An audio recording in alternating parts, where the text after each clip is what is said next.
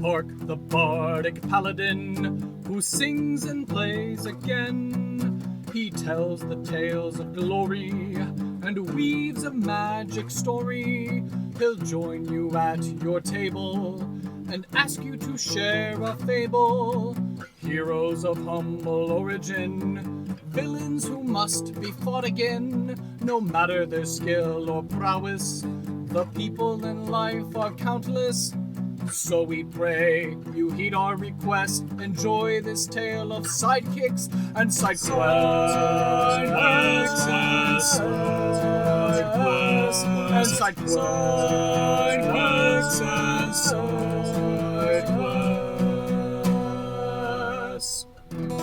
Episode 129, Kaltarii, the Maker of Dreams.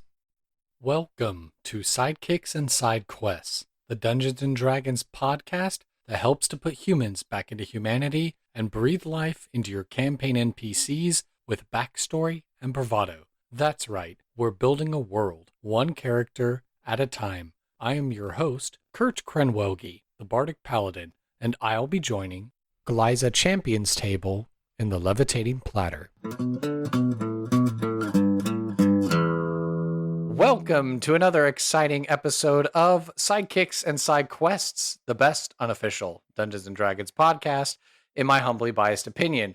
I've got an awesome guest for you this week, but before we get to my guest, I gotta do the ad read. This episode is brought to you by Plus One EXP and their brand new RPG Zine Club. Zine Club is a monthly membership subscription service featuring fresh zines from emerging and expanding creators across the globe. It's our way of inviting GMs, players, and zine lovers everywhere to invest more intentionally in the creative community. It's crowdsourced support without crowdfunding. So this service offers monthly releases that they put out in two 20 to 44 page saddle stitch zines. 3 different flavors. Take your pick from story zines, adventure zines, and all of the zines. You can pick your format of print and digital, or just get digital only for your favorite titles. Join the Clubhouse Discord section of the Plus One EXP community on Discord. Get the best prices guaranteed from your subscription that you're going to get each month. You get a private subscription portal where you can manage your subscription, add products, or change your information. Change your frequency monthly, every other month, something else. You pick how often you want these new titles to arrive. You only get what you want. And if you miss a month, why, you can always go back and add a title to your recent month's order. Get an annual surprise each February after your first anniversary. Get access to special content with interviews, how to play videos, special content for Zine Club titles. Get a free pizza if you fill out one of the RPG Zine Club passports, or redeem it for a free pizza at events where Tony is present himself. You're going to get access to new and known designers, the best voices from across the RPG design community. And know that Plus One EXP and RPG Zine Club curate their zines based on community interest and feedback to help you discover your new favorite creators. There's a DIE focus because Plus One is committed to championing diversity, inclusion, and equity in their projects. Creators with diverse experiences make our community better. So Zine Club prioritizes creating equity for all of our creators. And it's more than a purchase. Your subscriptions will let us invest more heavily in our print partners and provide them with potentially life-changing support by consolidating scores or hundreds of purchases as the club grows. So, if you want to learn more, I would recommend that you go to the website rpgzine.club. Again, rpgzine.club. And if you want, go to plusoneexp.com. And when you're buying stuff on that site, beard balms or lip balms or beard RPGs or whatnot, and you need a discount code at checkout, be sure to use the code Randolph, RANDOLPH, at checkout and get some savings on your purchase at no extra cost to you. Again, website is plusoneexp.com, and the Zine Club website is rpgzine.club. All right, and without further ado, hello, mystery contestant waiting in the wings. Would you care to introduce yourself? Tell us who it is that you are and what is it that you do? My name is Glaiza. My pronouns are they, them, and I do a lot of things on the internet. Currently, I'm the guide for the longest running Monster Care Squad actual play called From the Library. You can find that on Twitch and on YouTube, but you can find me everywhere on the internet as at Classical Glyza. If you found an at Classical Glyza anywhere, hey, you found me. That's who I am. That's awesome. Yeah, and I feel like this is quite serendipitous at the time of this recording because as you're probably aware with doing actual plays and other podcasts and stuff like that, depending on it, sometimes you record way in the past and you're just like, oh Mhm. man, when is this thing ever going to see the light of day? And before we were able to secure this interview, you just came off a really awesome episode of Kill Every Monster where you got to talk about dragon turtles. That was a fun episode. It's funny because Kill Every Monster, that original episode was supposed to come out in season 2 of the Ooh. podcast.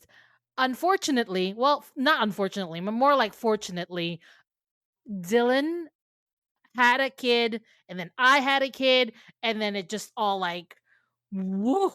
So the original plan of it becoming season 2 has just went on until it became season 4, but it was worth the wait, I think, for me because I love Dragon Turtles and I love Dylan and Aram. They're great to hang out. I know I've been patiently being like, "Hey, do you guys want to come on my show?" We do the trade back and forth and I'm game to talk D&D monsters and stuff like that. I don't know if I have any controversial hot takes, so it may not be the most exciting in that way, but I'm happy to nerd out and get creative when we think about monsters and how to, make them more interesting in our games. So, yeah, it was lovely to listen to the episode. I was like, we've been social media friends for a little bit, so I think it's time that Glyza shows up on Sidekicks and Side Quests, and gives their take on the spin of this show. So pretty easy segue into this question then. Do you currently or have you ever played Dungeons and Dragons before? Honestly, a lot of the my experience with tabletop role playing games is with Dungeons and Dragons. I first played it with my partner back when we were both living in Cambodia. And when I first started, I hyper fixated and I ended up like starting a Curse of Strahd game. And I have heard that a lot of people struggle finishing Curse of Strahd, but because of my hyperfixation at that time, I started and then ended it in like 3 months with the people that I was playing with. Wow. And then I stopped playing for like 2, 3 years because I was burnt out. But having said that, I love Dungeons and Dragons. I've played it a lot ever since then, since I came here to the States. But yeah, I love Dungeons and Dragons. 5e is usually is my first intro to Dungeons and Dragons, but my partner has been playing it for like since a long time. He was the one that grew up with it. In And the ancient like days. the ancient days that we don't talk about anymore. But yeah, 5 so whenever people ask me like which Dungeons and Dragons edition is your favorite, I'm like, well, 5e because it's the only one I played. Yeah. And from that, as you mentioned in your introduction, that you're the longest running game of this Monster Care Squad. So maybe a little bit of circling back, but are you able to take us through that journey of like, you're playing D&D and you mentioned this in the Kill Every Monster podcast episode of talking about, you grew up and lived abroad and stuff, and I did. you're well, I'm a military brat, so I have a little bit of an inkling of that, but not that Mhm. part of the world. Oh yeah, Asia is where I spent most of my time.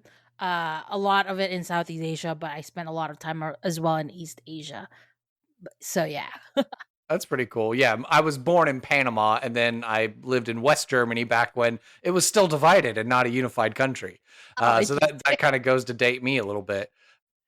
Yeah, but you started with D&D, and then mhm. now you're doing this Monster Care Squad, and forgive me and anyone else in the audience who's maybe not aware. But what's that TTRPG like? What's the goal? What's the ethos, the vibe of that game? So I've played a lot of indie TTRPGs, And Monster Care Squad is an indie TTRPG that I adore. So imagine Monster Hunter, you know that video game? I guess it's called Monster Hunter.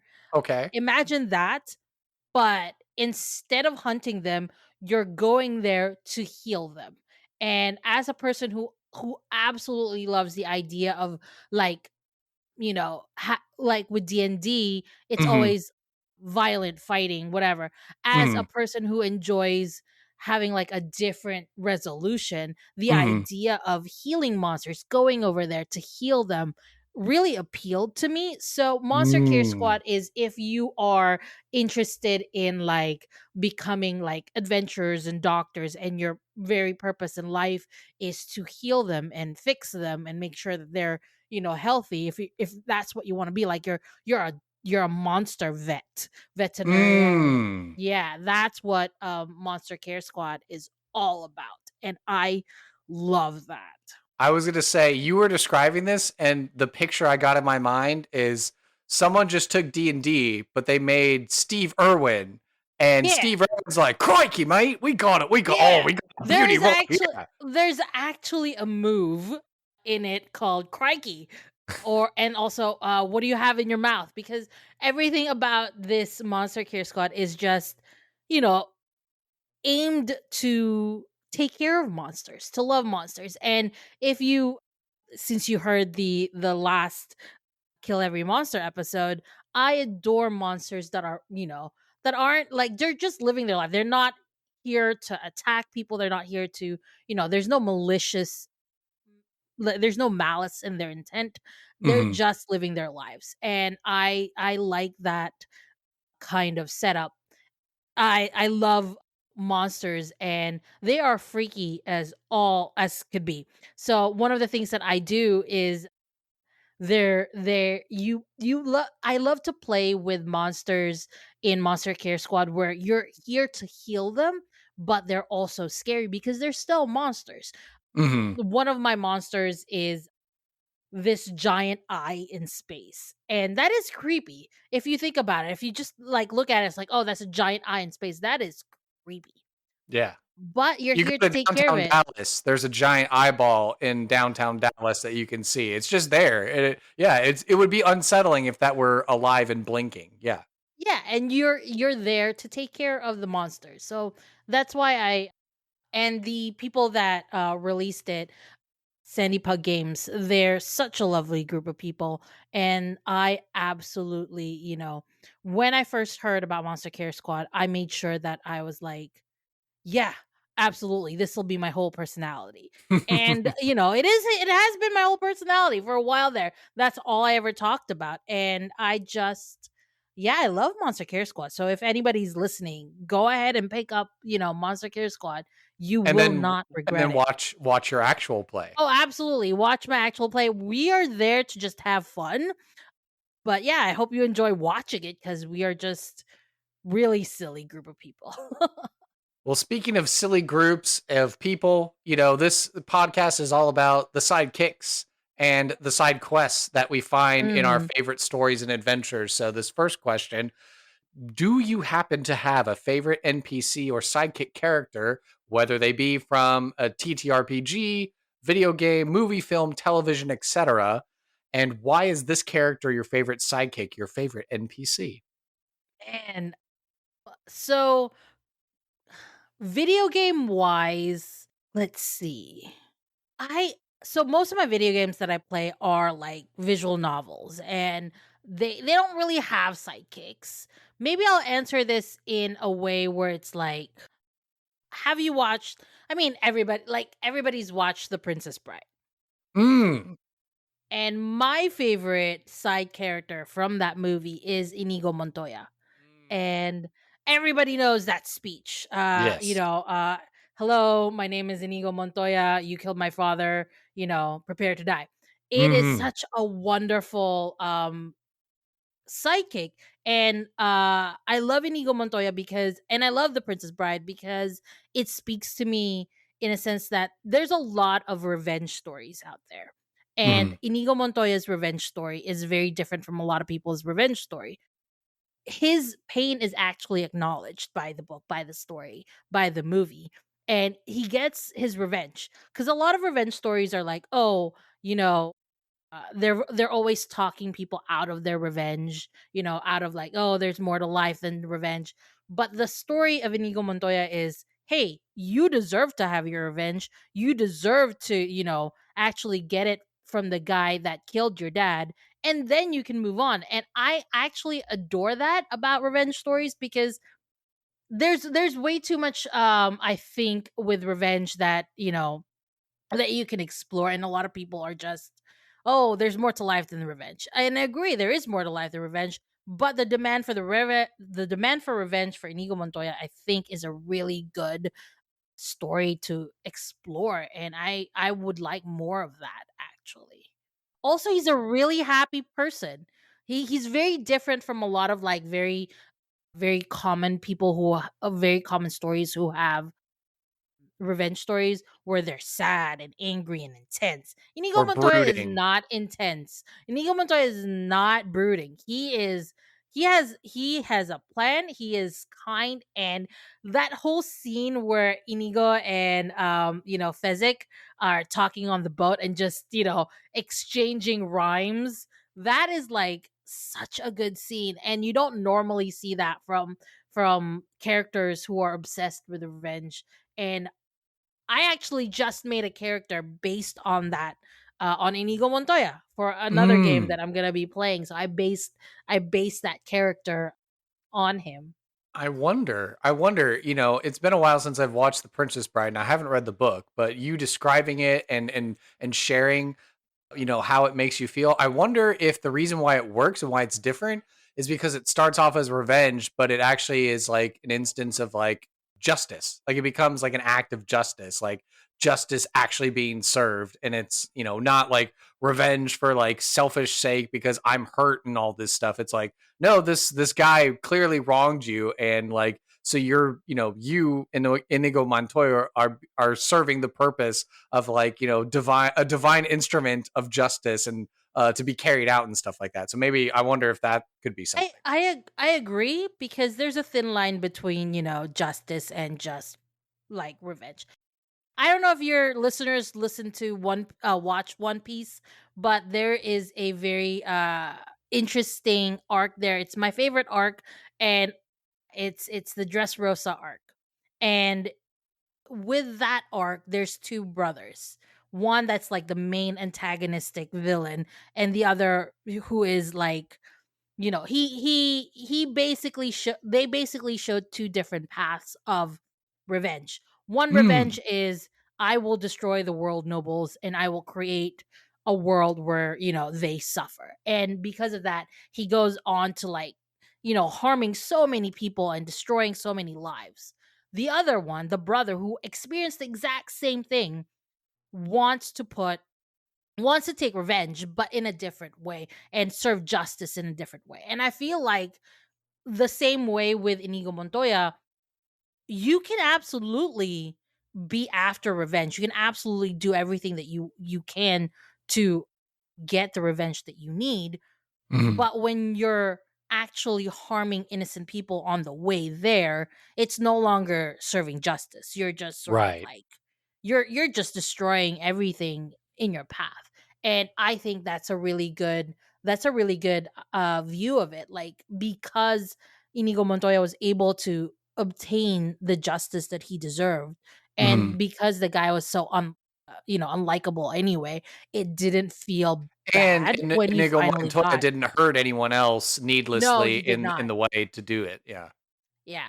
No, he did. And he was really like, the fight on the cliff was Mhm. actually super interesting, because of the way it the way Inigo Montoya and the man in black, the man with the mask, were able to like just have a conversation together. It just really humanized Inigo Montoya, that for me, I want him to get Mhm. his revenge. I want him to win. You want to root for him. Yeah, exactly. Exactly. Yeah.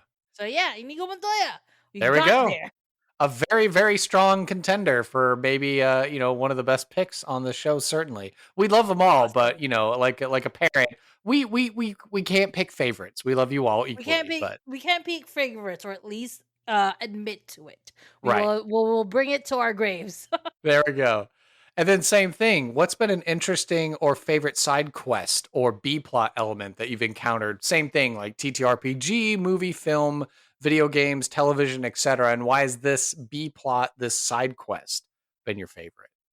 So I don't know if I said this earlier, but I enjoy a lot of like visual novel games, but I also enjoy a lot of farming games like Mm. Stardew Valley and Sun Haven. One of the games that I'm playing right now is Sun Haven, and it's the side quest is basically the farming part because there's so much to the stories. You have to romance people. There's a story that you have to follow, the main plot. And for me, I really like when it comes to side quests, the crafting and the cooking and the farming and when your brain just sort of like shuts down and not really shuts down, sort of like you ignore the big volcano of a dragon coming and whatever because you're focused on your crop having to grow a certain you have to like water your crops. And i Mhm. and i like that when it comes to video games because you can take your time with playing the video game. You can take your time with the farming, with the story, and just jump back into the story. So that's I don't know if it's a very fun answer, but for me, like my favorite side quests are the ones that are completely, like not related at all to the main story because then I can make the story last longer. So that's Mhm. how I am with video games. My favorite side quests are like, the cooking and the farming and the watering of that's why I'm a really big fan of Stardew Valley, Sun Haven, those kind of games. It's really fun. Yeah, sometimes it's like the facsimile of getting back in touch with nature and an agrarian type society. What does that say about our I'm a millennial, an elder millennial, I guess, but what does that say about all of us gamers that are like we really like farming and doing crops and all Just this stuff? And I wonder if it's just us being like maybe we should all just become like gentlemen, gentle lady, gentle you person farmers once again. the fantasy, what the fantasy is? Being able to own land and a house. That is Mm. big. That is the fantasy that we all want. We want to have a farm. We want to like look in the outside and hey, this is my land and I have a horse. I Yeah. think that's a great fantasy that all millennials and Gen Zers and Zoomers and whoever after us is gonna have because yeah, that's the fantasy. You want your own place. You want to be able to own your own place. So I think Yeah. that's why a lot of people would prefer. That's why I think like those kind of games have, skyrocketed in popularity. Right. Yeah. No, no, I think that's good. And just, being cozy and homey and, not too stressful. It's not like a first person shooter, like where you're diving out of the way of I am terrible with first person shooters mostly because I didn't grow up playing with it like compared to my husband. He like absolutely can like control the game properly. I on the other hand, so I prefer tactician games like, like what was that? Fire Emblem. Those Fire kind of Emblem. games. Yeah, where you take your time in deciding how the actions go. Hmm. And I also am a big believer of the easy mode. I'm Yes. here for the story. Tell me the story. I don't want to die. Right. I don't care about conquering the story. I Hmm. mean, sorry, conquering the fights. I want to know the story. It's So I'm a exactly big I fan of finally easy mode. started playing Jedi Fallen Order, and I was Hmm. like, put this on the easiest mode. I don't, I don't need to be like super hardcore Jedi. If it But were also, my you don't have that much time. right, exactly. I'm a dad of a young toddler who can only play video games at night. So I Yes, need it. I want to explore the world. I want to find all the collectibles and I want to do all the side quests and stuff like that and have fun with the game. I don't need to be like competitive exactly. like I was like 10 years ago or whatever it was. Yeah, So absolutely. Sometimes you just want to chill. And I yeah. don't want to add that to to my relaxed time where I'm like competitive trying to beat this thing and being upset. No, no, no, no, no. I want to relax when I play my video games. Thank you very much. Yes. And then the way we end the personal interview section of the show, Mhm. what are you passionate about and why? I am passionate about stories. Telling stories, creating stories, being a part of stories, consuming stories. That's probably why I do a lot of the things that I do, in TTRPG, because I like being able to provide stories for my friends and stories that people will remember, stories that they'll listen to over and over. Like, for example, one of my favorite stories that I was able to tell recently was this was during the Star Wars event last couple of weeks ago. I don't know when this is going to be airing, but it was during the Star Wars, May the 5th, May the 4th, and May the 5th.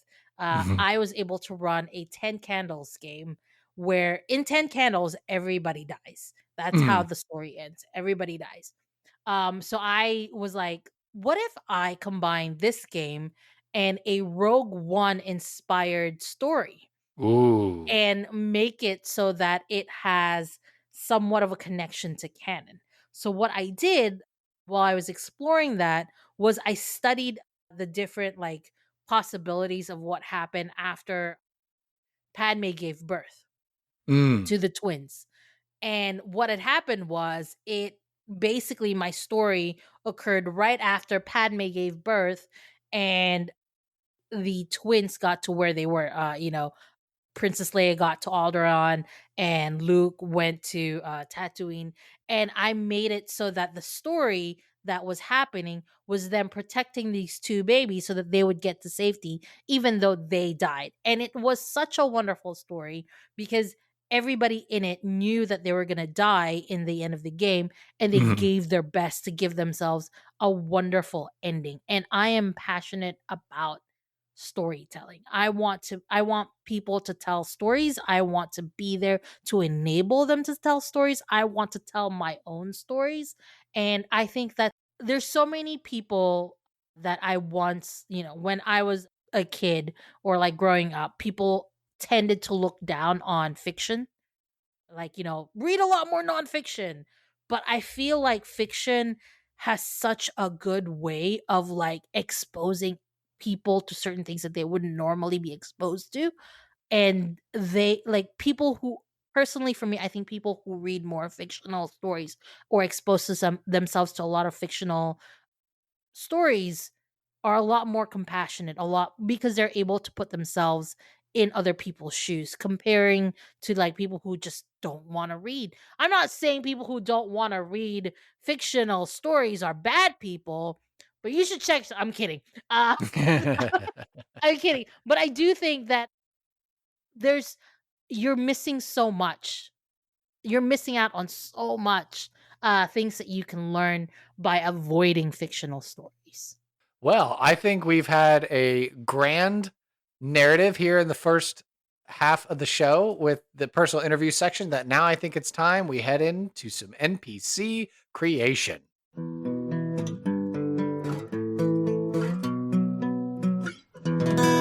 And NPC creation is brought to you by you, the podcast audience, and Ooh. our patrons from Patreon. So now is the time of the show where we give a shout out to our comfortable patrons and above with a loud hurrah. So to you, Katie Downey, aka Goblin Katie, our queen of the Patreon, as well as our other wealthy tier patrons, including Anson Jablinski and my mom and dad, we say cheers. So again, these are patrons who donate at least $2 or more a month. All of these folks are at least wealthy tier level, and obviously the queen is our aristocratic tier. But all these folks get to introduce an element of chance to our random tables, which we might get to use here today. So if you want to learn more and join the coolest Patreon community out there that there is, not bragging, but I think there's some good stuff there. So you should go check out the show notes below, go to my podcast website, or just go directly to patreon.com/sidekicks and sidequests to find out more about our tiers and our accommodations that we have waiting for you at the Levitating Platter. Help us to expand our operations in this demiplane and worlds beyond.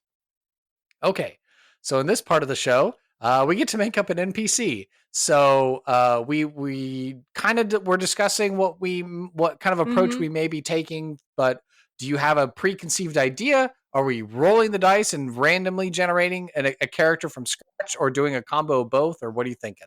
I want to do a randomized character Okay. from table, and also live on air from scratch. So like a mixture of the two.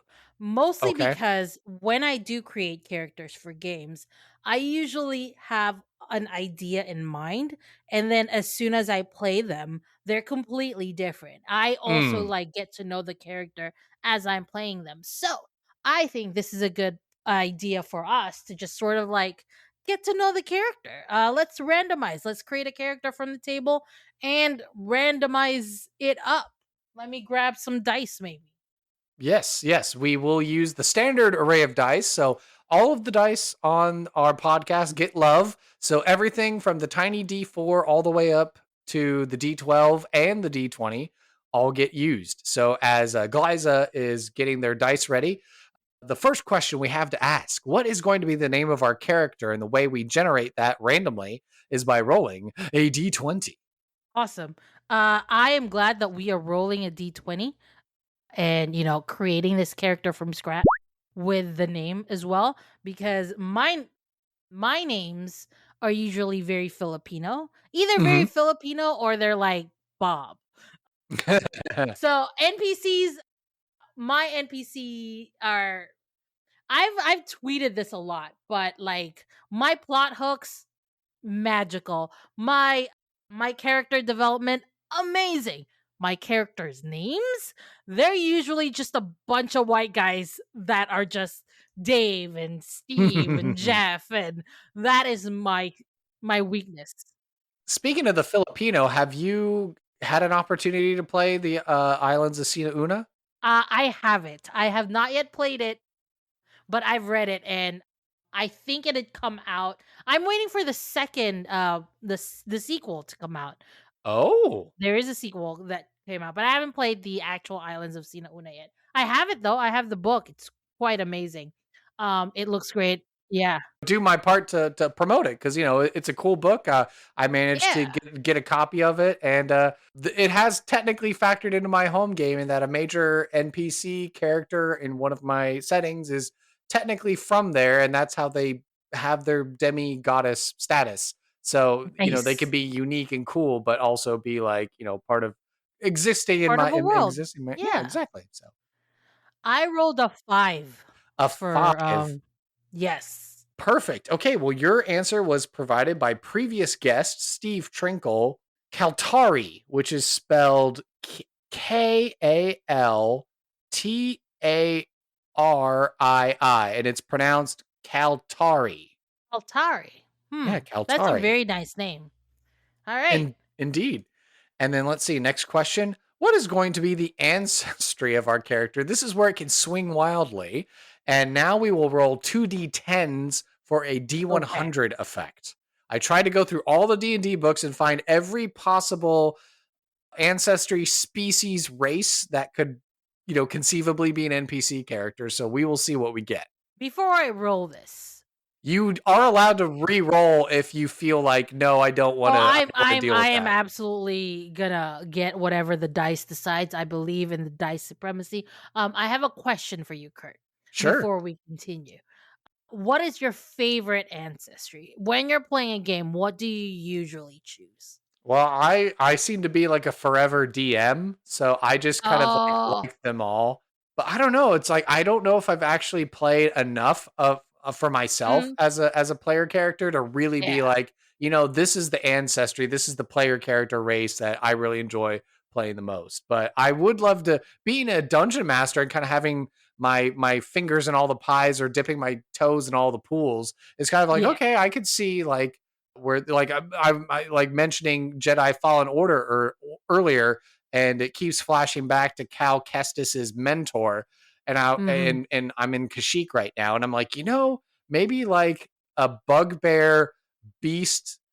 Beast heart, like an MCDM beast heart, or something like that, or like a bugbear Hmm. ranger, or something like that. Might be kind of cool because it'd be like I'm just like a Wookiee with like this huge heavy crossbow, Yeah. just like trudging through the jungles and like all that kind of stuff would be pretty cool. For me, my favorite one, not really a favorite, but somehow I keep playing half elves. I don't want to be a full elf for whatever Mm, reason. I want to be a half elf. Anyway, let me roll my dice here. Two d10s. One is a d100. Let's see. So that is 9. Wow, that's a 9. really low one. 9. Yes. Okay, well, here we go. So, I like MCDM Productions, and a couple of their Arcadia issues that they did, they introduced some very custom ancestries. And so for this slot, we have their ancestries to choose from. So this is everything that could be dreamkins, which Ooh, are I think Justice made these. And then there's you had scions. me at Dreamkins. Oh, Yeah, Dreamkins, absolutely. That sounds fantastic. Tell me more about Dreamkins. and just to make sure, I tell the audience at home like all the ones that are possible, because maybe you hear something else and you're like, oh, but maybe that also sounds interesting. So there's Dreamkin, Scions, Colder, Mousquetaires, Garden Gnomes, one and a halfling, Implings, and Beeflings.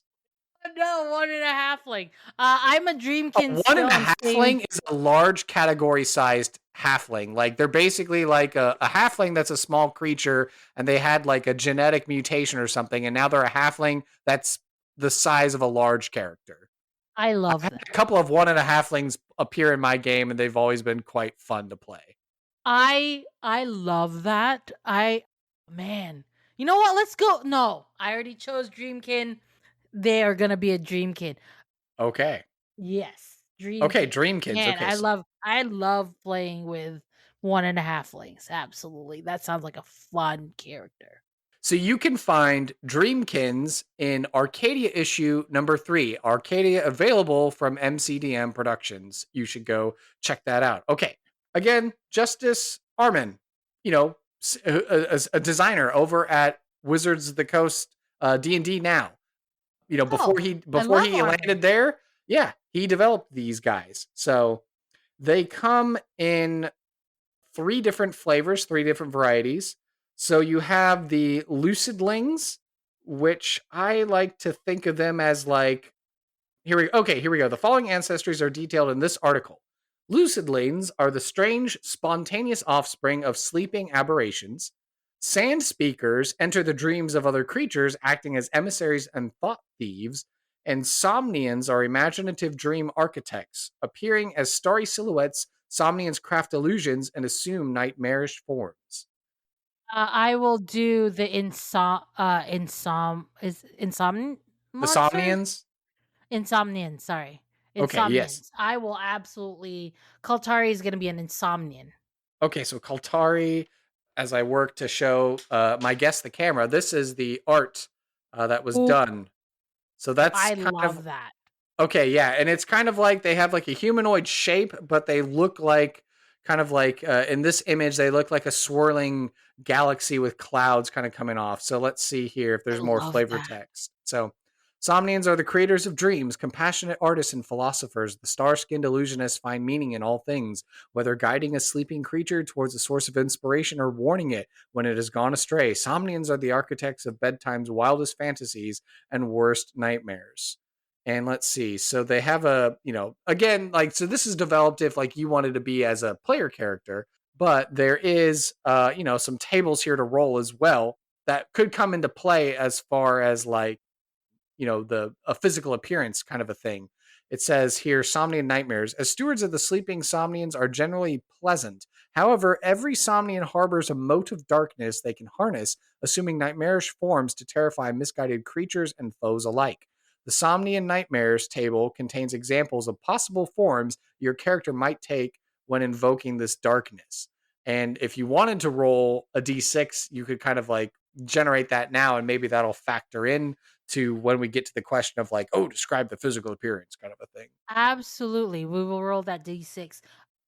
This actually makes me think about my game, Monster the from the library, because Insomnians look like they're pleasant, they're nice, they're kind, but if you anger them, they will terrify you. And I have loved the idea of cozy horror as a concept where you're like, "Oh, this guy is super sweet and kind and whatever, but can actually, terrify you to which you would have nightmares for the rest of your life."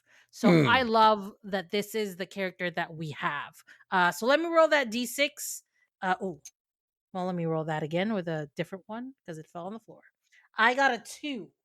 Okay, so this says panicked reflection of the target with their teeth falling out. So I guess that is I a love teeth horror. That okay. the dice loves me right now because it is doing everything I want it to do. Hmm. I love teeth horror. Perfect.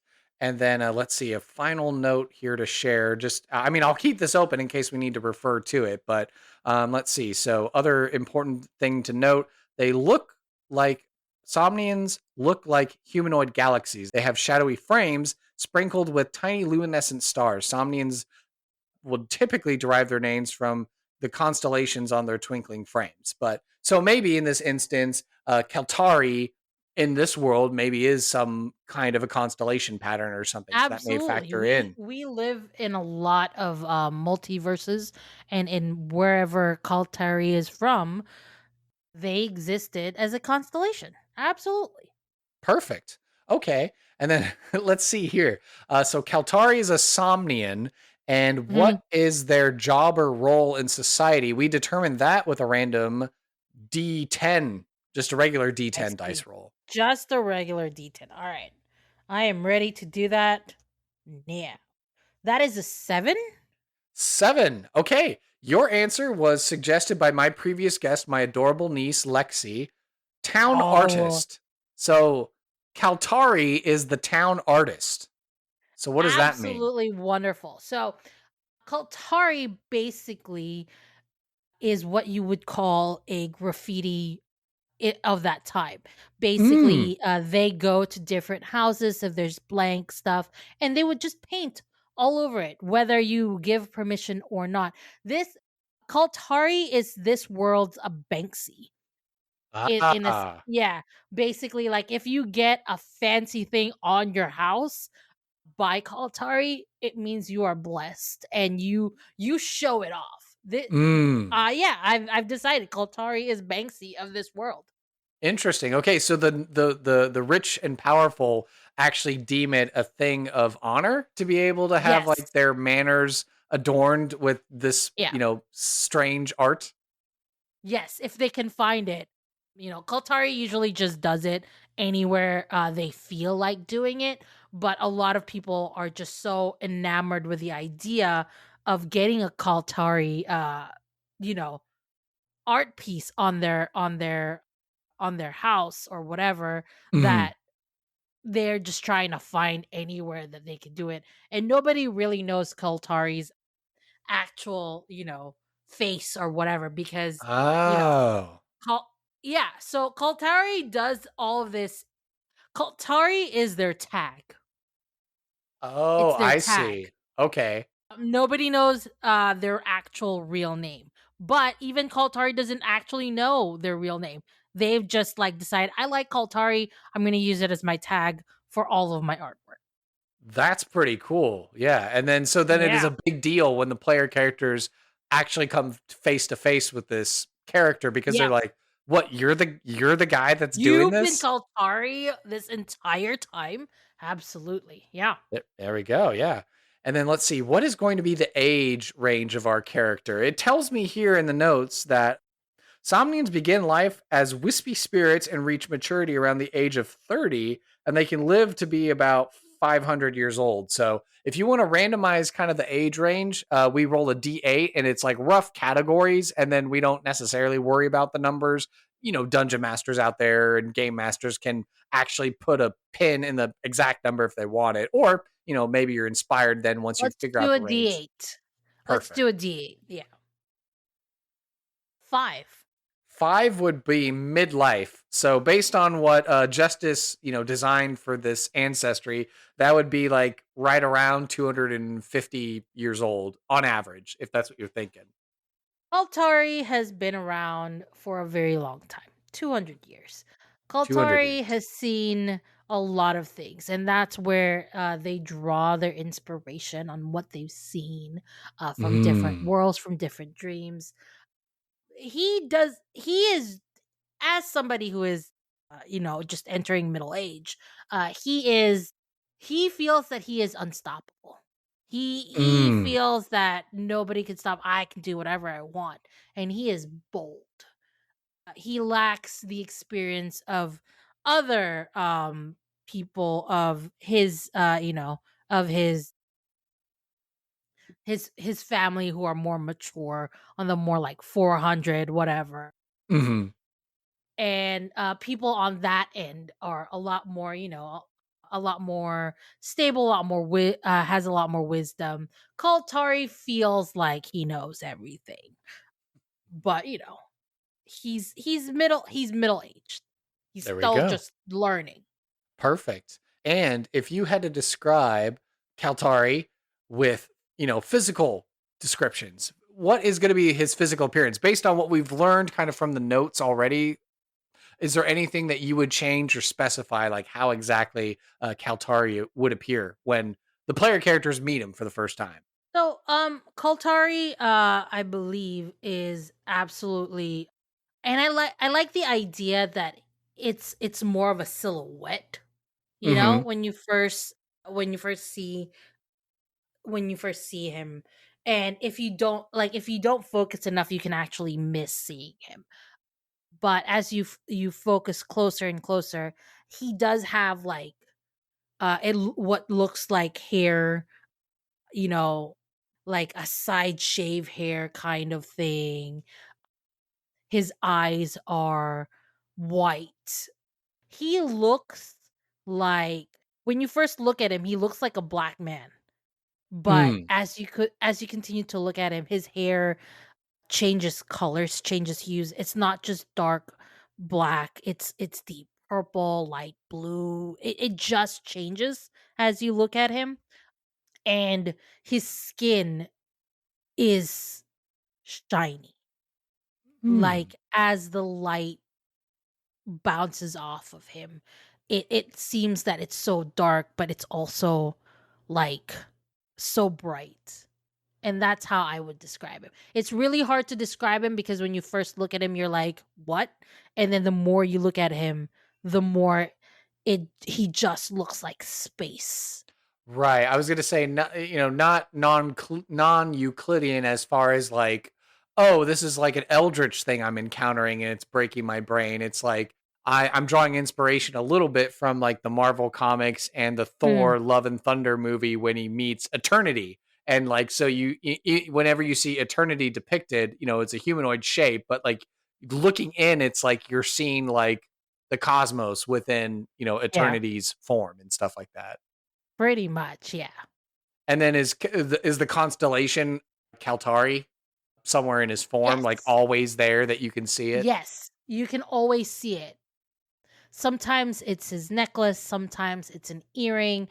It's jewelry, basically. Oh, okay. So sometimes you can see the Kaltari as ring, necklace, a piercing somewhere. It's always going to be jewelry.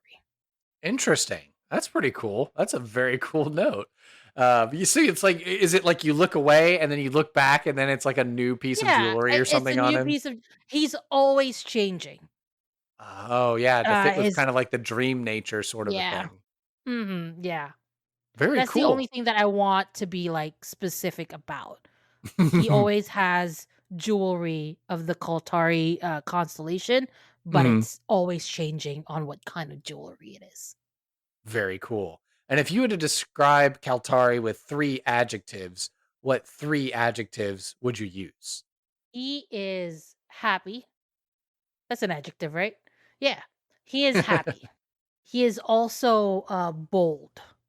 Mhm. So that's one. Happy, bold, and Hmm. Spiteful.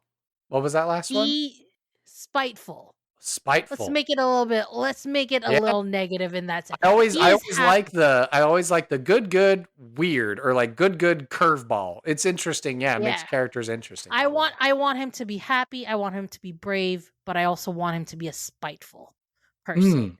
Like it works with him being also like a nightmare kind of creature Hmm. where he would then like if you wrong him, he will hold on to that grudge for a very long time and he will be spiteful against you. And he And I turns like into that. that nightmarish form where you see yourself and all your teeth falling out. And all your teeth fall out. Yeah, And that that would is a freak people out. warning. That would Yeah. freak everyone out, absolutely. So yeah, let's do that. He is happy, he is bold, and he is spiteful. There we go. And then now we get to go back to some dice rolling. And we like Yes. all of our NPCs to have something cool on their person. So, what's going to be a valuable item, piece of lore, Mhm. secret, or ideal or concept that Kaltari would abide and ascribe to? We generate this randomly by rolling a d4 for the category and then a d6 for the particular thing. All right, let's do a D4. I got a 3. Ooh, a secret. Juicy. Okay, what's going to be the secret? Let's figure it out. Let's see. That is a 2 for my secret. 2. Okay. Well, your answer was provided by our queen of the Patreon, Goblin Katie, Woo! aka Katie Downey. Your father is the leader of a mercenary gang known for great feats. You conceal this because you're tired of being in his shadow.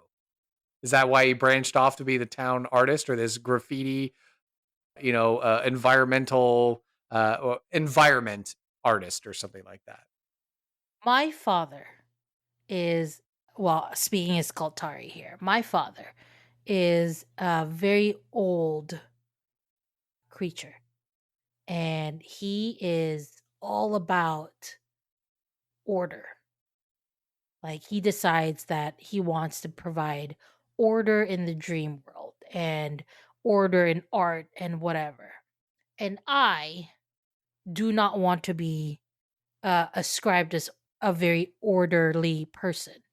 And therefore Mm. I never would like to be considered as let's say that this father of mine, well-known god, right? And if they find out that I am the son of this well-known god, Mhm. they won't they'll be like, "Oh, of course they're amazing. They're the son of this. I want to be known for my own name." That's why Mm. I don't even use my actual name now. I use Kaltari because I don't want to be associated. I don't want to be, like I don't want the nepo baby, benefits of Sure. being loved. I want to be loved by my own my own characteristics, my own what's the word I'm looking for? Your own achievements. Yes, my own achievements. Okay. Exactly. That's why I keep him a secret. There we go. And I'm just thinking more of, okay, so, being the somnian and stuff, like, the somnian, so your father is this leader of a mercenary gang known for great feats. That's pretty cool. And I'm just, what it's relating to is me thinking of like the exact kind of art, the Banksy style art, that Kaltari makes. Is it like influenced by the spacescape and like the dreamlike quality? So like, oh, here's this blank wall on the the side of the tavern in an alleyway, and all of a sudden it looks like, when someone is seeing the pink elephants and drunkenness, like all of a sudden this wall looks like what someone who may be super drunk is Exactly. envisioning or something like that. It's definitely so I want to say like my dad like as a let's make him more of a deity of mercenaries. Let's Okay. make him more of like that, you know. And instead of and mercenaries like assassins in my head also don't really bring that much joy to people. They are usually serious, all business, kind of terrifying. Mhm.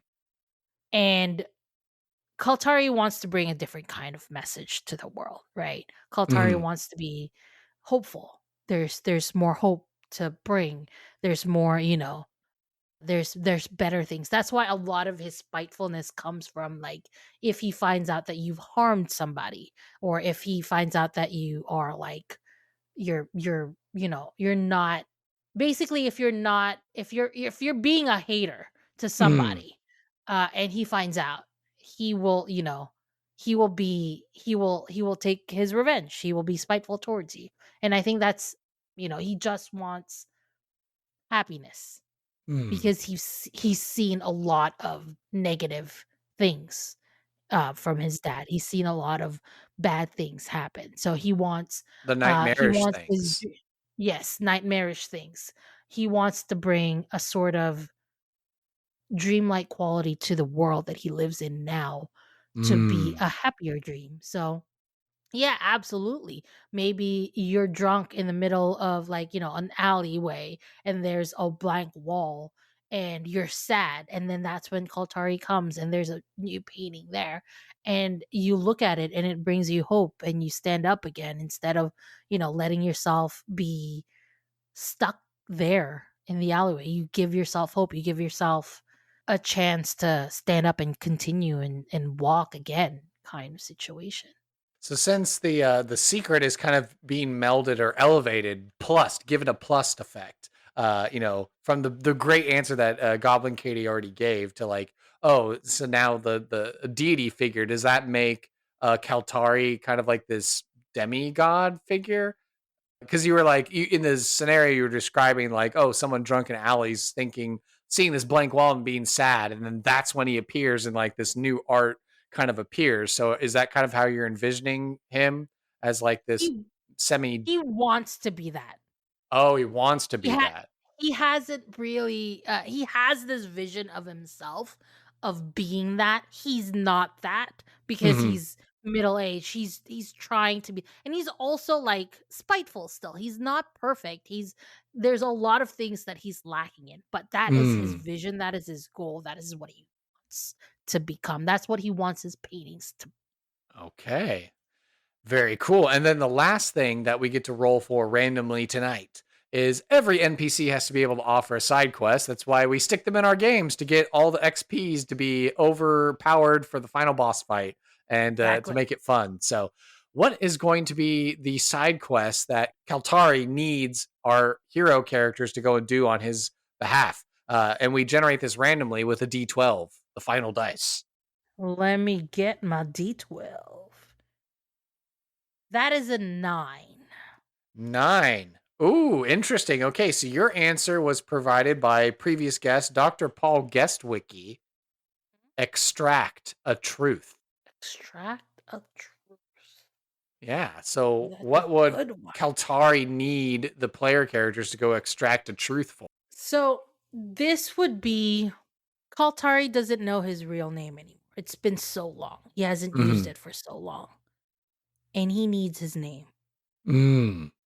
And the only way to get it is to extract it from a book somewhere. And he Mm. needs it badly, for Okay, so whatever there's a reason. book that has his name in it? Yes. And Mm. let's see. That book is basically guarded in his home world, in the dream space. Mm. So where he comes from, like, Yes. dad's got the book. Yes, Dad's got the book, and he hasn't used his name for so very long time. So he's forgotten his actual name, and you need to get his name. And that's the only record of it existing, because he destroyed every record of it when he left the dreamscape world. Ooh. And then there's the tension with the secret. He doesn't want people to know that this guy that has this book is his dad, but he's Is just his like, dad. I need this name back because this He, guy he has doesn't it. even want he doesn't even want to tell them that it's his name. But eventually, maybe they'll find out. But they're just like, "Oh, hi. I would like you to find out this name, and it is written in this book. I need you to get it for me." Mm. And Okay. they'll be like, "How would we know it's your name? Don't worry about it. Just give me all the names that it's in the book, and I'll know which name is which." Well, he won't tell them. He'll know which name is his. But Sure. or just get me the book. Just get me the book, and I will Right. figure it out. But Okay. that is the quest. A library heist.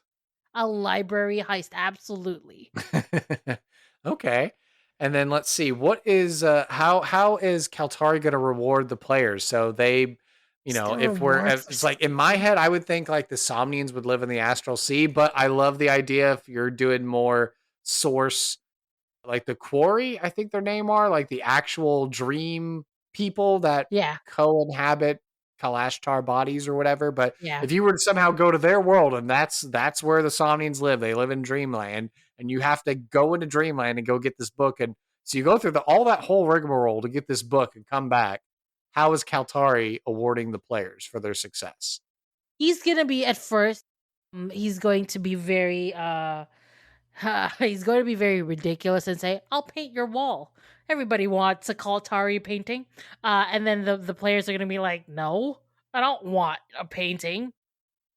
And he will give them a potion in which they can drink it and have a very special, like a dream where they can create something, and then when they wake up they can bring that thing with them from the dream. Oh, whoa. Okay. Yeah, depending on where you put this side quest in your game, especially if there's like a big looming bad guy, it's Mhm. like, we need a super evil god killing weapon. Like, I want a Yeah, dream where I have a super god killing weapon and then I and can then bring you it can with bring me. it out. Yes, Yeah. so that would be Kaltari's gift. If Ooh. they did, so he'll offer first the "I'll paint your house," and Hmm. everybody wants a painting of Kaltari, and if they're like, "No," all right, all Hmm. right, all right, all right, all right, I will give you this potion where you can dream, and in that dream you can create whatever you want, and you can bring that one thing back when you wake up. Mm. And it's only That enough is for my one reward. person to take. It is only enough for one person. Ooh, good. Okay, yeah. So that way we don't have like six people trying to divvy 6 up people between with a like, yeah. potion. No, it's one drink, one person, one time. Right. Yeah, if you give it to the wrong player and they're like, I woke up and I have a beautiful wife laying in my bed with me and everything is right with the world. It's like, no, you were supposed to get the thing we needed to finish the quest. Sorry, Yeah. I have different priorities in mind or whatever This it is is. my current priority. I'm sorry. I want a girlfriend. Yeah, I've got the old ball and chain I got to answer to now. I'll see y'all later. Bye. Bye. Okay, but then we have to consider the opposite. What's going to be the consequence of failure or refusing the call to the adventure? Well, so here's the thing. I don't think Altari would be super mad if they failed. Oh, interesting.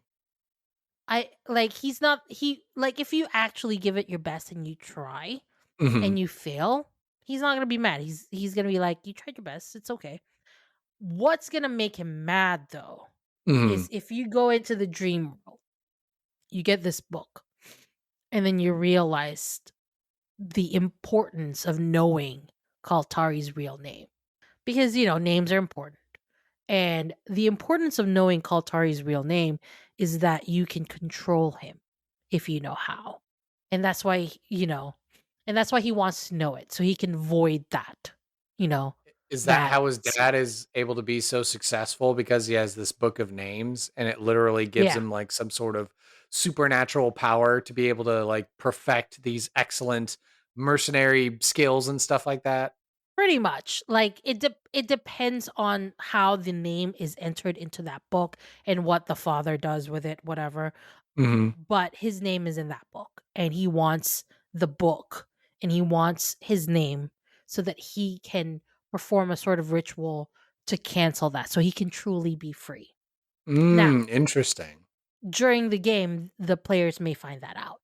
And if they decide to, keep it or use it to control him, Mm. yeah, they'll be able to control him, but you're going to have a very angry, spiteful Kaltari, and he will do anything in his power to break you.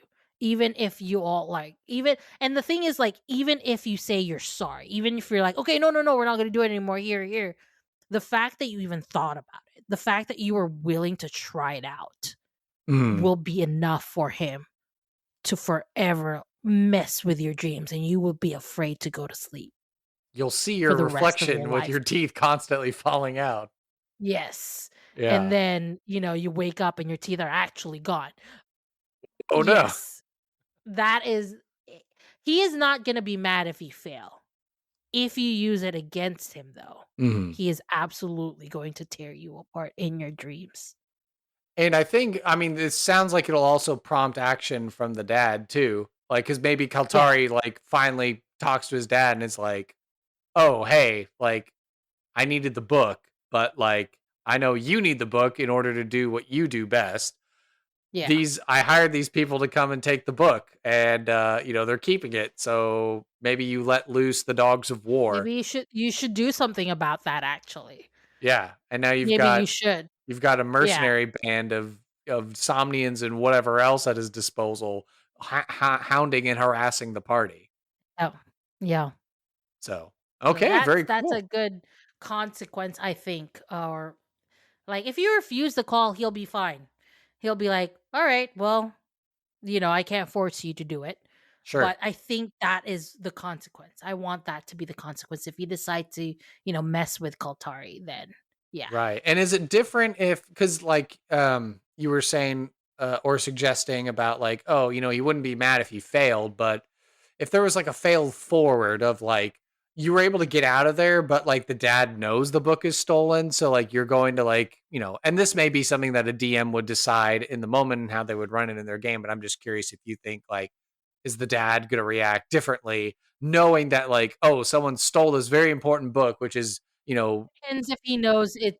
It would depend if he knows it was Kaltari that did it, or if it's mm, just the players. So if it's just the players, the dad is going to do some messed up things. Like, absolutely mess mhm, up these players because he doesn't know who ordered the steal, the heist. mhm, If the dad knows that it was Kaltari that did the heist, he'll be a lot more patient with mhm, the players, and he will just reach out to Kaltari and be like, "What are you doing, man? mm. Like, why are you doing this?"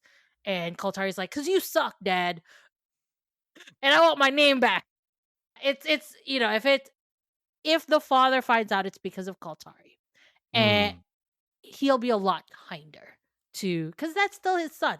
He'll be a right. lot kinder to the players. What if that was, because you were saying like the alternate reward, or if like you press the advantage of like, oh, I don't want a painting, I want something good, and he offers the potion. What if the reason why his name is in the book to begin with is this is like his dad in the past took one of these potions and then he dreamed that he could have a book and whoever's name he wrote in it, he would be able to control them perfectly to be like the best that they could be to do the mercenary jobs or whatever like that. Yeah, actually, that's a really good idea. Yeah. So it's like he's very closely tied to this thing. And so maybe Yeah, it's a thing that all Somnians know how to do. They can only do like once or whatever it is. But yeah, yeah, for some reason, dad went and dreamt up this book. And now he has this book.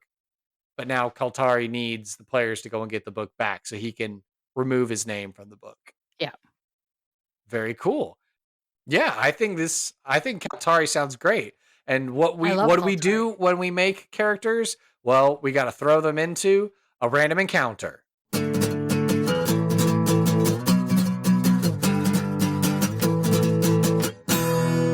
This random encounter is brought to you by my sponsor Zencastr. Zencastr came into my life when I didn't think I would need it, but now I definitely need it with trying to raise a family and keep the podcast episodes flowing and all that stuff, and not trying to keep myself awake for all hours of the night trying to get these episodes edited. Thanks to Dane and Benjamin over at Dispel Magic showing me this service, I was hooked and I decided to become a paying member so I could get access to all these awesome tools with editing and getting these great episodes to you. So it is so easy and super easy now to record a podcast with Zencastr. You log into your browser and you start recording a high quality podcast right away. You could record studio quality sound and up to 4K video with your guests. Feel a sense of zen, knowing Zencastr's multi-layered backups ensure you always have your recordings in the highest quality, even if the connection is unstable. A hard sell. On that point alone, I would, I've been podcasting for a couple of years now. That is amazing. So that is a great selling point of this service. You can sound your best. Have you ever worried what you might sound like on a podcast? With Zencastr's post-production process, it makes you sound buttery smooth. It automatically removes the ums and ahs as you click on that feature in the post-production settings, and in your recordings, it's going to remove those awkward pauses and conversations too with the click of a button. Set the right podcast loudness and levels while reducing background noise with a click of a button. It really is that easy. It's all in one. If you have thought about podcasting before and realized that you need a lot of different tools and services, those days are done. With Zencastr's all-in-one podcasting platform, you can create your podcast all in one place and distribute to Spotify, Apple, and all other major podcast destinations. Go to zencastr.com/pricing and use my code SIDEKQPodcast, and you'll get 30% off your first month of any Zencastr paid plan. I want you to have the same easy experiences I do for all my podcasting and content needs. It's time to share your story. Again, the website, zencastr.com/pricing. Use the code SIDEKQPodcast and get 30% off your first month of any Zencastr paid plan. Thank you so much to the sponsor, and back to the podcast. All right. And now this is the random encounter section of the show where we get to do a role play, a vignette, a scene. We get to play just the tiniest amount of D&D here today with our character that we've made. So I think Glaiza will do a wonderful job with Kaltarii. But the question becomes, who should I be in this scene to play against Kaltarii? Am I going to be one of my NPCs? Am I going to be one of my own podcast adventuring characters that's going to encounter Kaltarii and get the side quest? Am I going to be Kaltarii's father? Am I going to be, am I going to be like in the example we thought of? Am I the drunk guy in the alley that's going to look away and then all of a sudden see Kaltarii start to do some art in front of me? And then like he's, they're having bantering back and forth, and that kind of influences the art or something like that? Or what kind of scene are you interested in portraying Kaltarii in? Let's do that one, the last one. The last one? Yeah. That where we're bantering, and I feel like it would be a nice vignette that would show the kind of person Kaltarii is. Where he would notice somebody down on their luck and a painting would give them hope. Excellent. Okay. And using my own dice table, just because I like to try and give it love, so I'm not always picking the same kinds of people all the time, but I also want to make it sure that it's plausible that we could encounter. So I'm going to be a female kobold, and I'm going to be named Skip. We'll just go with Skip, because why not? Skip the kobold is who I will be in this scene, and then you will be Kaltarii. And would you like to set the scene, or would you like for me to set the scene? I can set the scene of what Kaltarii sees, and then Skip can come in. It has been a very long day for Kaltarii. He had already painted a couple of things. He wanted to do. He's basically having a hard time coming up with inspiration for a new piece of artwork. So he's staring at this blank wall, and he is facing what writers would normally know as a writer's block, an empty page, and his hands are on his head, and he's trying to come up with something when somebody walks into the alleyway. So yeah, this is a lively, bawdy tavern. It's raucousy, the faint echo of tavern bard songs, gently drifting on the wind and stuff like that. And this door opens up.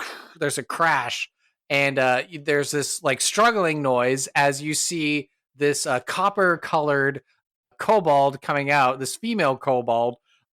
and she's kind of like she's got like that Tiny Tina sort of like vibe where she's like a party animal, but she's small and she's wild, and she's carrying like this metal pressurized mini keg, and she's just kind of like like she won it, and she's trying to bogart it to make sure like no one else can get it, and she like gets the top and she wrestles it, and she's like and then she just starts to chug and chug and chug, and then she gets to a point where she's satisfied, and then she kind of like slumps down against the wall, and she lets out a humongous, not what you would expect for her size burp. And then she just gives out like a big sigh, and then she just begins to look up at what stars she can see, through the vantage point with these tall buildings kind of like obscuring things and stuff like that. And she's, looking down, and she sees this blank wall, and then she's just kind of like sad and moping, and she's just like, what am I doing with my life? Is this all there is? It doesn't have to be, is the voice that comes out of nowhere to speak to this kobold. And she's like reaching for her stuff, and she's like trying to find like, well, one arm is trying to like desperately hold on to this keg thing that she has, and then the other thing is like pulling out like maybe like a straight razor, like she's kind of like doesn't have like, she's not properly armed, but she managed to one day swipe like a straight razor that someone would, like a single blade that someone would use to shave their face, and so she's like brandishing it, being like no one's going to take Skip's beer. Who said that? Who said that? Oh, Skip is your name then, is it? Yes. Why can't I see you? Where are you? Well, you don't want to see me right now. I would say like an intentional intimidation check with her being kind of drunk. She's definitely like terrified now. She's like, oh please, I'm too young to die. I'm just 4 years old. I've got so much life to live. Oh, you are wonderful. Do not worry. And so, okay, so then she thinks of like, okay, well, this thing isn't trying to kill me right now. So she lets a hand off the keg, very gingerly closes the straight razor, sticks it back into her belt pouch, but then goes back to hugging the keg, and then kind of like looking around and being like, are you my conscience? Are you the little man in my head that tells me what to do? If I were the little man in your head that tells you what to do, would you listen to me? I don't know. Never sounded like this before. So it gives me pause. Well, I I I am somebody's voice in their head. Would you like to help me? Help? No one's asked Skip for help before. There's always a first time for everything. Well, I mean, not help other than like lots of drinking and doing, thievery and mischief and stuff like that. What do you need? Well, there's this empty wall in front of us, and I want to Yes. paint it. Huh. Why would you want to do that? Bring beauty into the world. Beauty? Mm-hmm. Beauty? Some, something nice to look at. Oh, like shinies. Shinies, yes. And like Do you want something beer. shiny on this wall? She shakes the little keg and she's like, beer. But then she's like, oh, well, shinies? Shinies is nice. And, jewelries and fancy things. And then that kind of like gets her thinking. And so she begins to like, she lets out a string of like things that are kind of like not really like what she's thinking at. And then really what she kind of lands on is she's really thinking about like home, safety, community, basically like a real life where she's not having to be like a street urchin kind of like, she wants to be an honest kobold woman. She wants to meet a nice kobold man and, start a family, get religious and get her life right and stuff like that. Like whatever funk she's in right now, she knows it's not how her life should be going, but she doesn't know better. And so that's eventually the answer that she arrives on. So there's a motion, some like air around her, and colors appear on the wall. And what's Skip's favorite flower? Ooh. Well, just because it popped in, we'll say scarlet begonias. Perfect. It is a meadow filled with scarlet begonias. There's a little house that kind of looks like the same house that Skip grew up in, but bigger. Or and inside that house, you can see like through the window someone that looks like Skip but older, and she's smiling. And on the outside, the sky is a mix of purples and blues and pinks, like the sun is about to set kind of thing. And it is a beautiful Is it like Howl's scene. Moving Castle? Sort of, yeah. Yeah, And then like there's that. there's other kobolds around her current age right now, like just playing around this beautiful meadow of scarlet begonias that Skip is describing. And Kaltari looks at Skip, something like this. Oh, this is very shiny indeed. And she begins to blubber. It's not too late. You're still young, like you mentioned. You have so much to live for. This one moment does not define your entire life. Oh. She, well, because I guess it seems like Kaltari's maybe hard to perceive in this moment, and that may just be due to her level of, you know, being saturated with alcohol. But she, without really seeing, she like goes to motion with like the mini keg that she swiped. She's like, Do you want my beer? Do you want a drink? I don't think I can. I don't think I should be drinking all of this."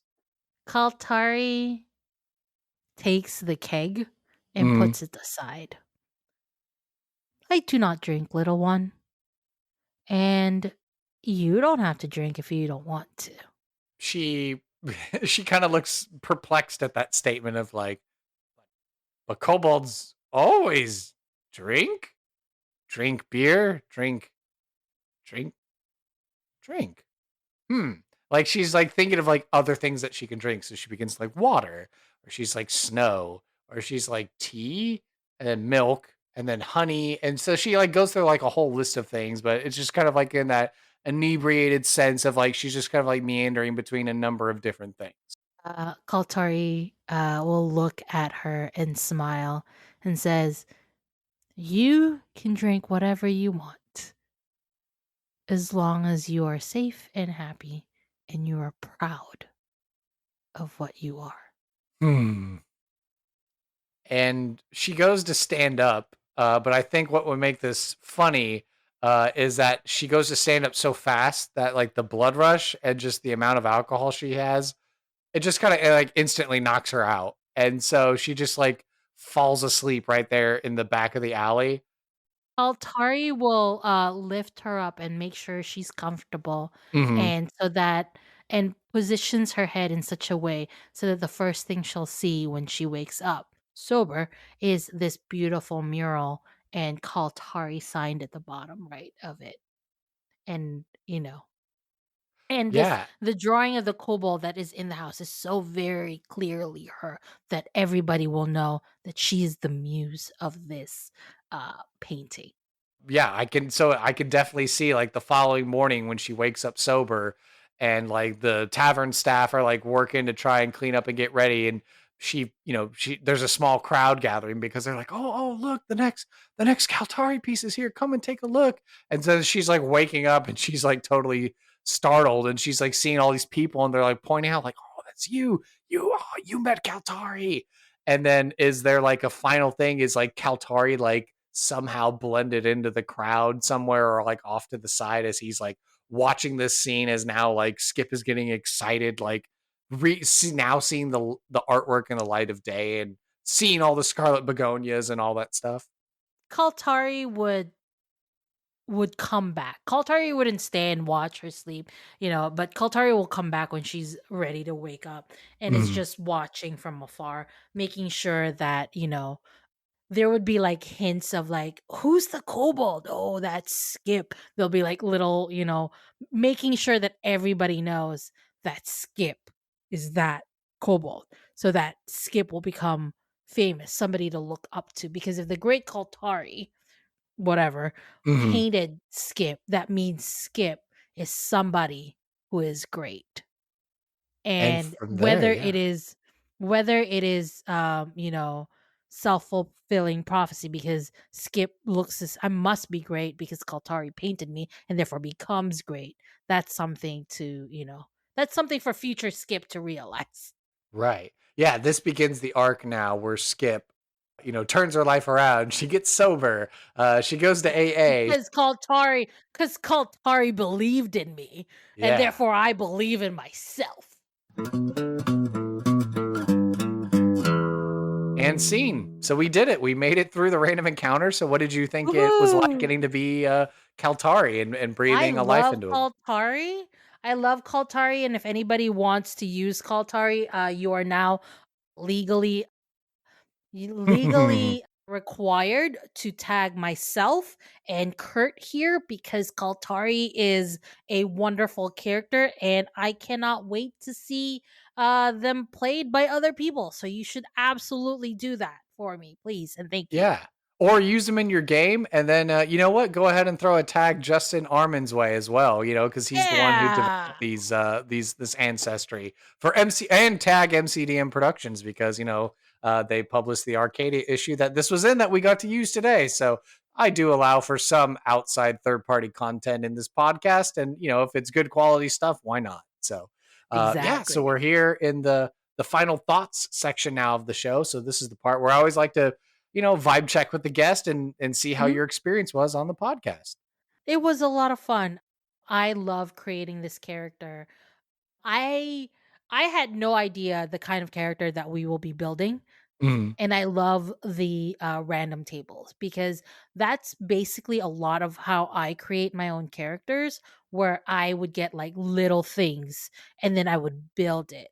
And I love making fully relatable characters. Hopefully Kaltari is relatable. He is a dream being that, is also terrifying. I hope that he is still relatable to people. And I can't wait to see, like, I genuinely hope that I would get to, see Kaltari played by people, because it was just such a joy to make them. Mhm. Yeah.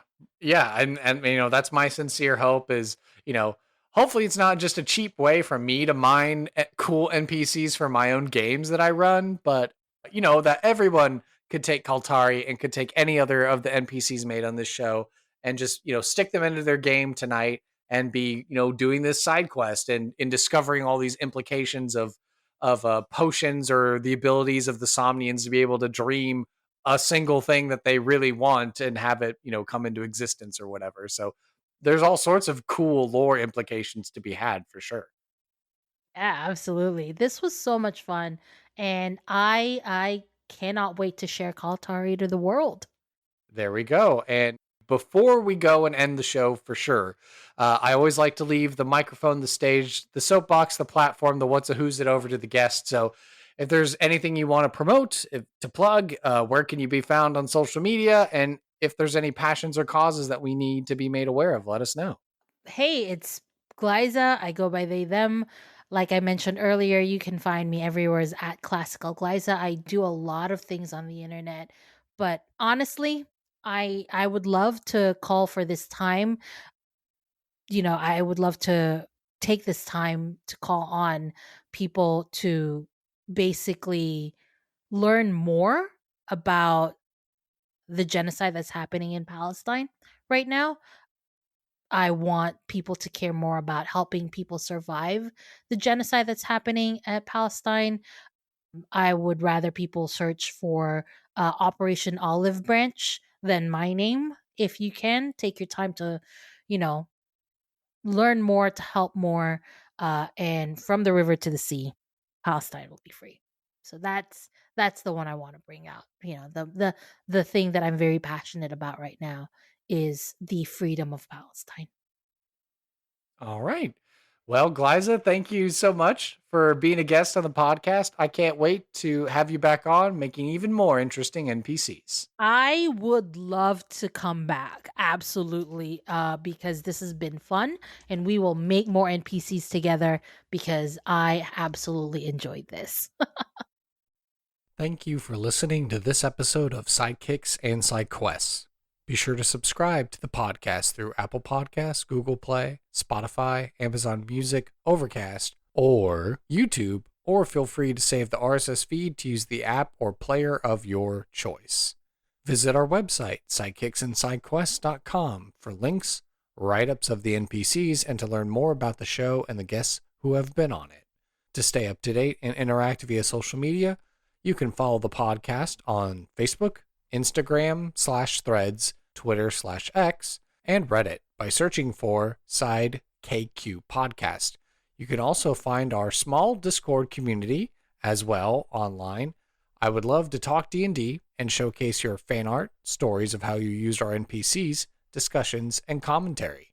And hey, if you'd like to hail the bard and send me a message, an email, you can do so by communicating with sidekicksandsidequests@gmail.com. To help this show be the resource it's meant to be, I ask that you leave a review on iTunes, 5 stars, please, to help spread the word and share our podcast with your friends and family. Whether you're a veteran player or an aspiring dungeon master, there's something here for everyone, and I want to hear about it. As mentioned in the NPC creations section of the podcast, I do in fact have a Patreon for Sidekicks and Sidequests. If you love this podcast and what we're trying to do here, I would appreciate it if you would just go to the website, patreon.com/sidekicks and sidequests.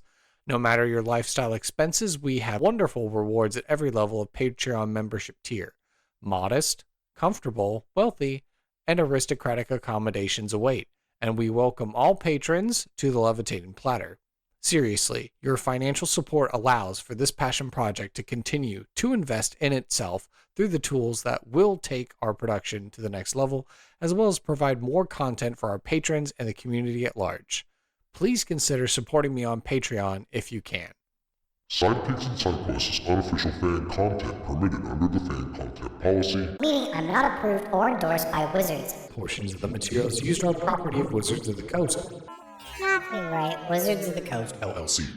Thank you for your support, and I'll see you at the pub next time. Bar to rock on 1, 2, 1, 2, 3, 4.